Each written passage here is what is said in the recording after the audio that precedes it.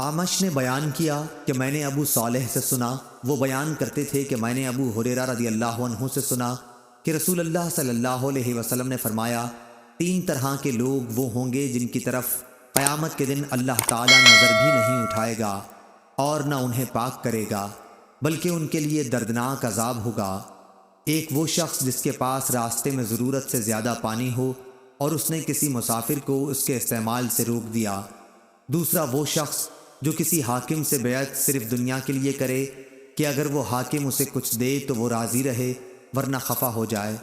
تیسرے وہ شخص جو اپنا بیچنے کا سامان عصر کے بعد لے کر کھڑا ہوا اور کہنے لگا کہ اس اللہ کی قسم جس کے سوا کوئی سچا معبود نہیں، مجھے اس سامان کی قیمت اتنی مل رہی تھی۔